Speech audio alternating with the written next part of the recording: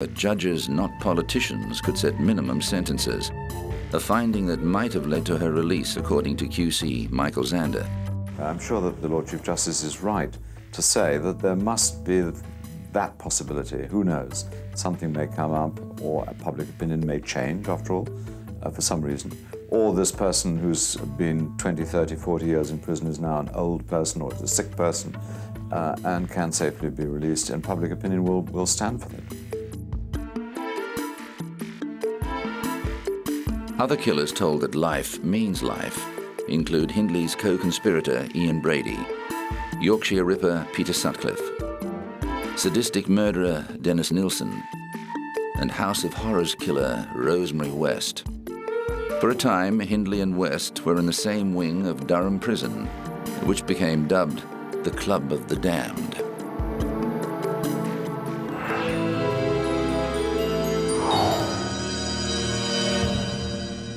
Richard Milhouse Nixon was a junior congressman from California when he uncovered crucial evidence in the Alger Hiss espionage case. The microfilm documents found buried in a pumpkin patch helped convict Hiss of perjury. But never could Nixon have imagined that he would become a central figure in the biggest political scandal in American history. Nixon was elected to the presidency in 1968 on a platform of opposing the rise of anti-war and hippie counterculture and pushing for an end to America's military engagement in Southeast Asia. Nixon's two closest advisors were his chief of staff, H.R. Haldeman, and assistant in charge of domestic affairs, John Ehrlichman. White House counsel John Dean dubbed them the Berlin Wall for their Teutonic names and habits of secrecy. On June 17, 1972, 5 men were discovered breaking into the Democratic National Committee headquarters inside the Watergate complex. A few months later, along with the masterminds of the break-in, E. Howard Hunt Jr. and G. Gordon Liddy, the 5 were indicted for conspiracy, burglary, and violation of federal wiretapping laws. But when one of the men, James W. McCord, wrote to the judge claiming a cover-up of the robbery, the floodgates were opened, and the affair snowballed into a massive political scandal that reached all the way to the White House. It was eventually revealed that President Nixon and his government had been involved in an astonishing array of criminal activities, including campaign fraud, political espionage, and wiretapping of not only their political opponents, but also the press and ordinary citizens. A hidden Mexican slush fund was also discovered, used to pay for these activities, provide money for cover-ups, and buy the silence of anyone arrested. But it all began to unravel. In a Senate investigation, former staff members testified against President Nixon and his team. G. Gordon Liddy served 4.5 years in jail for his part in the conspiracy, before reinventing himself as a radio talkback host, actor, and political strategist, and writing a best-selling book. In 1997, he returned to the Watergate complex to commemorate the 25th anniversary of the break-in and broadcast his nationally syndicated radio show from the lobby. Baldwin had a transceiver, and we had a transceiver. And Mr. Baldwin spotted the police officers who were, coming down toward the thing, and he was doing what he was supposed to do. He was calling over and saying, okay, he asked, he said, are our guys dressed in hippie clothes? And we said, no way our guys are dressed in hippie clothes. They're all dressed like businessmen. And he said, well, there's hippie clothes people coming, and he said, and they got guns. And that's when we're trying to get a hold of these people, but they had turned down the gain on their transceiver, so they couldn't read all these things. And finally, we just heard one little phrase from them. They were whispered, they got us. And that's how we knew that, it was all over.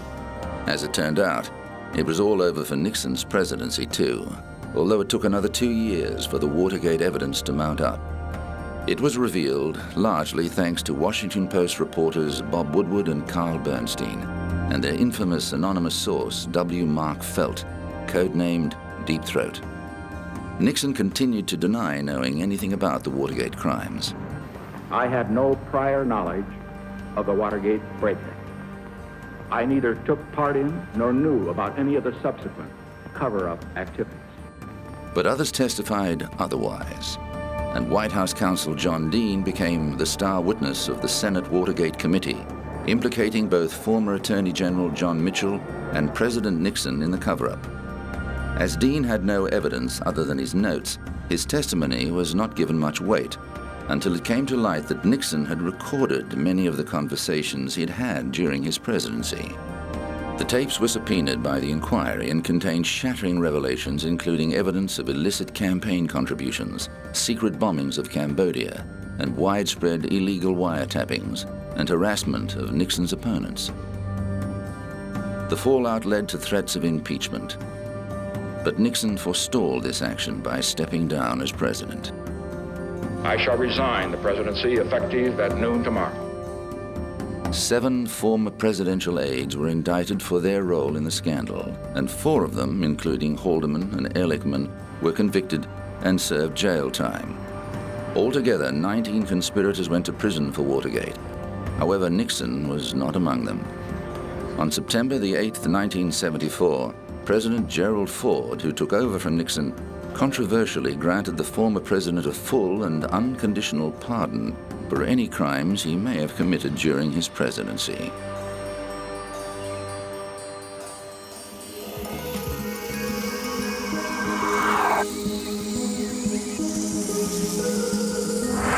Coming up, O.J. Simpson's infamous life.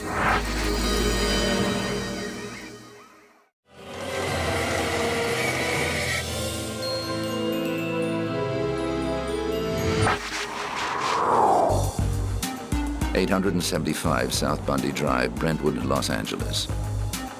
On the 12th of June 1994, Nicole Brown Simpson, age 35, and her friend 25-year-old Ronald Goldman were brutally murdered in the driveway of this home.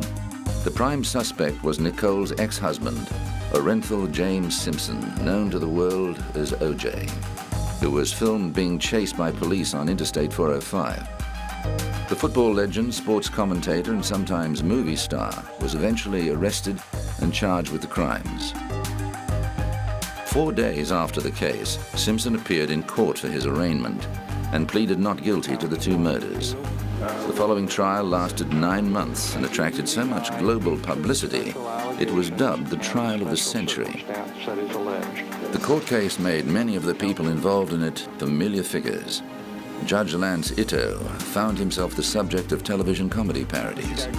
Prosecutor Marcia Clark and leading members of the defense team, like Johnny Cochran, also found themselves in the spotlight. Although there was a great deal of DNA evidence against Simpson, in the end it seemed as if the prosecution's case rested on its ill-advised decision to have Simpson try on one of the blood-soaked gloves implicated in the murders. Perhaps it had shrunk due to the blood, or following a freezing and thawing process. Perhaps it's true that Simpson had stopped taking arthritis medication, resulting in swelling of his joints, or maybe he simply wasn't guilty.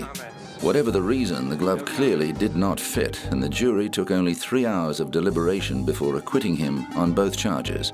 However, in February 1997, the case took an even more bizarre turn, when a civil jury in Santa Monica found Simpson guilty of the wrongful death of Goldman, as well as battery against both Goldman and Nicole Simpson. But Simpson refused to pay the $33 million in civil damages awarded to the Goldman family. Controversy flared again when Simpson attempted to publish a book called If I Did It in 2006. The Goldman family took him to court and won the right to collect 90% of the book's profits to satisfy the unpaid civil judgment. In 2007, O.J. Simpson was back in court for allegedly stealing sports memorabilia from a Las Vegas hotel room. He and his 2 co-defendants, Clarence C.J. Stewart and Charles Ehrlich, were bound over for trial on a total of 12 charges. Prosecutors say the men stormed into the hotel room of sports collectors Alfred Beardsley and Bruce Fromong at the Palace Station Hotel and took thousands of dollars worth of Simpson's own memorabilia at gunpoint. Officials charged him with kidnapping with a deadly weapon, robbery with a deadly weapon, and assault and conspiracy to commit kidnapping, robbery and burglary, among other crimes.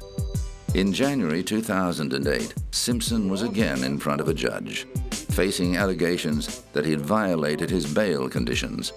And when I tell you, Mr. Simpson, there are conditions and there are rules, let me make sure that you understand that if you violate those rules... The 60-year-old has said he was not stealing the memorabilia, but taking back what belonged to him. He remains free on bail of $250,000, but if convicted of the charges, he's facing the inside of a jail cell for the rest of his life.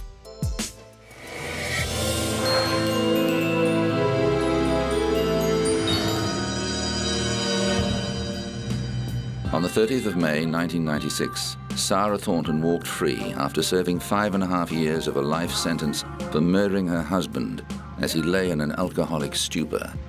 An appeal over her original conviction saw her murder charge overturned in favor of a manslaughter verdict. If the truth had come out 6 years ago, 7 years ago, look how much pain and time and money it would have saved everybody. Sarah Thornton admitted stabbing her husband Malcolm with a kitchen knife as he lay drunk on the sofa at their Warwickshire home in 1989. She said it was her husband's violent behavior towards her that caused her to snap. However, during sentencing, the judge found her responsibility for killing him was diminished, not because of provocation, but because she suffered from a severe abnormality of mind. A jury of 8 men and 4 women deliberated for 6 hours before returning the verdict. At a press conference after her release, sitting next to daughter Louise, Thornton said she believed justice had been served. The 5 years I got? For me? Yeah, I think that's fair. I'm not saying that every woman should be sent to prison, but for me it was fair. I took a life at the end of the day. But Malcolm Thornton's family was disappointed with the result. People get 15, 20 years for armed robbery. 5 years for taking someone's life. It's disgusting. While Sarah's walked free, it's not a total victory because she hasn't proved she was a battered wife. She's proved instead that she's got a severe personality disorder.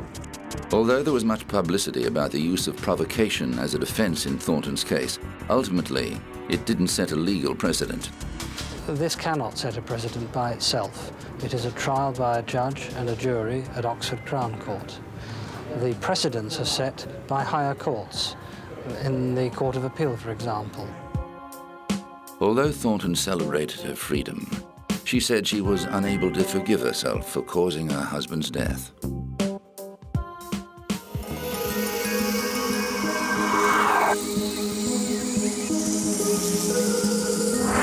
Coming up, Jack the Ripper.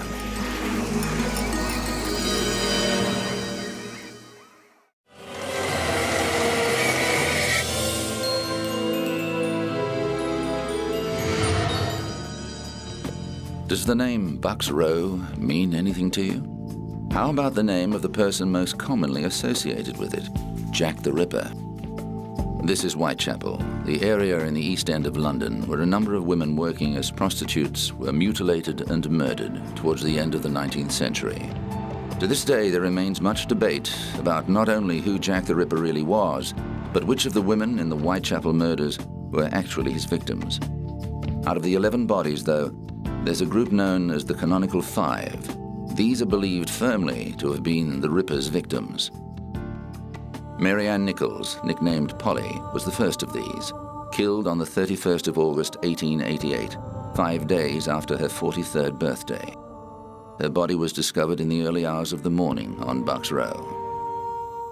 Bucks Row, which has since been renamed Durward Street, was a back alley in Whitechapel, a couple of 100 meters away from the London Hospital. Some of the original buildings and brickwork still exist today, including a low brick wall stretching east from the board school. Polly's body was found near the wall's corner. Whitechapel is now home to a niche tourist industry as people come from all over the world to take guided tours around the sites of the murders. Number 2 of the Canonical Five was Annie Chapman, who also had a nickname, Dark Annie. She was found on the 8th of September, dead in a backyard in Spitalsfields with her uterus removed.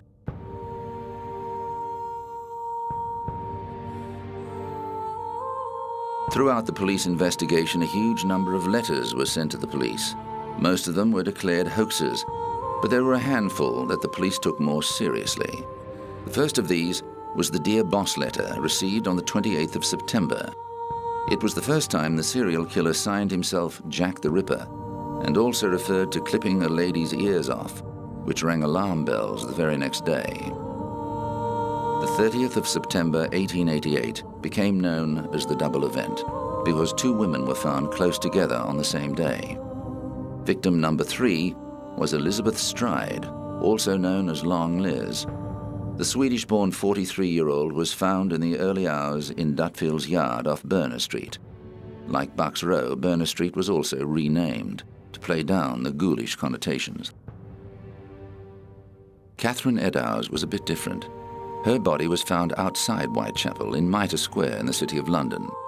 This was the furthest west of all the murders, and the fact that she was found on the same day as Elizabeth Stride has made some ripperologists, as those who study the case are called, claim her body as proof that there wasn't just one ripper, but at least two killers at large at the same time.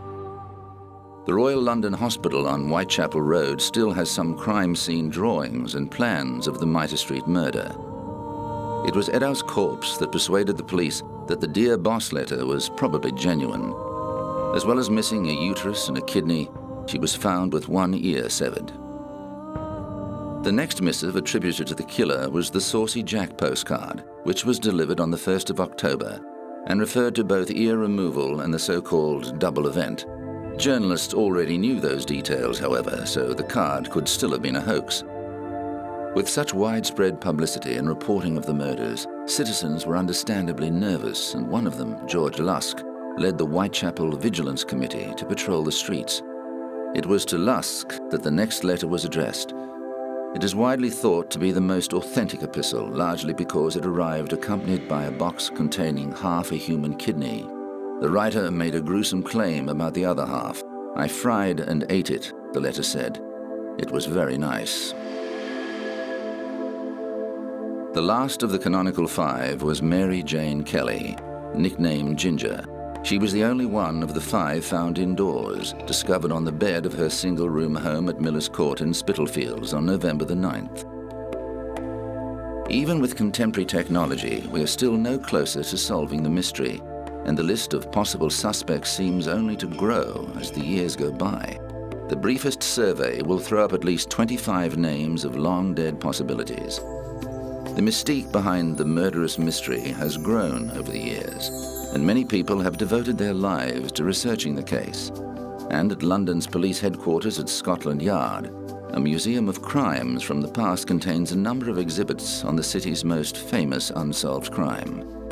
In 2006, the museum was presented with a book containing a handwritten note made by the investigating officer, naming the man he suspected of being the notorious killer. Over the years, suspects have included Montague John Druitt, a 31-year-old barrister and schoolteacher, and Dr. Francis J. Tumblety, an American quack doctor who was arrested in 1888 for gross indecency. But Chief Inspector Donald Sutherland Swanson believed a Polish man, Aaron Kosminski, was responsible for the murders. The book was handed to the museum by Swanson's great-grandson, Neville. It's by Sir Robert Anderson, who was my great-grandfather's boss at Scotland Yard. And this is one of his many memoirs called The Lighter Side of My Official Life. And he presented a copy to my great-grandfather as they'd worked closely together for many years. And my great-grandfather sat down and read it and made certain pencil annotations in parts where he thought he could add to the picture. And there's certain notations there which name who he thinks the killer was? Yes, at the very end of his penciled notes, he says Kosminski was the suspect. And how convinced are you that he knew that was the person? I'm convinced because he was in day-to-day, hour-to-hour control of the case. He saw every piece of paper, spoke to every witness, and he was completely convinced that this was the man. The name of Kosminski has been known for nearly 30 years. At the time of the murders, he was watched by police and later placed in a mental asylum. The murders stopped. The book is a welcome addition to the museum. Everything, the genuine items, all down at the National Archives. So we would have no more than anybody else.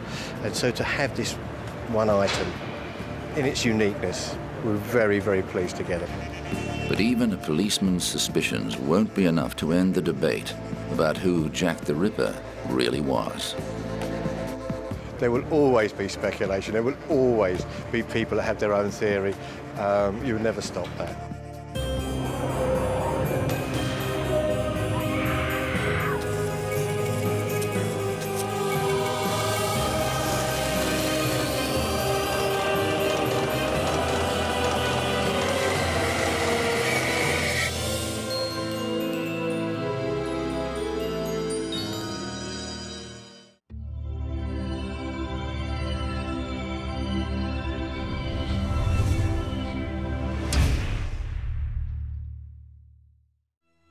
Three, two, one.